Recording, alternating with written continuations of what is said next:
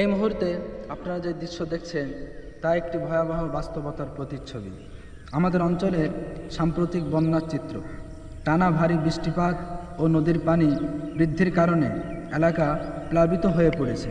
ঘরবাড়ি, রাস্তা, ক্ষেত খামার কিছুই বাদ যায়নি পানির কবল থেকে।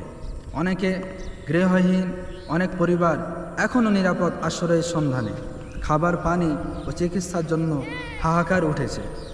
এই ভিডিওর মাধ্যমে আমরা সবাইকে অনুরোধ জানাই, এই দুঃসময়ে আসুন আমরা একে অপরের পাশে দাঁড়াই। আমরা এই মুহূর্তে রয়েছি শিলাবতী নদীর সেতুতে রয়েছি। দেখতে পাচ্ছ যে চন্দ্রকোনা থেকে শ্রীনগর যাওয়ার পথে যে ধান বোঝাই করা ট্রাকটি আসছিল বাইপাস রোডে, কিন্তু নদীর জল বাড়ার কারণে সে ধান বোঝাই করা ট্রাকটি এখন নদীর জলে উল্টিয়ে যায়। রাস্তার সাইডে দেখতে পাচ্ছ তোমার দৃশ্যটা, ধান বোঝাই করা ট্রাকটি উল্টিয়ে যায়।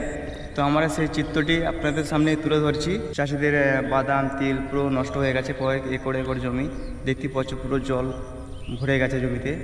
এত নদীর জল বেড়ে গেছে, কিন্তু জল বৃষ্টির কারণে তার জন্য এত চাষিদেরও ক্ষতি হয়েছে।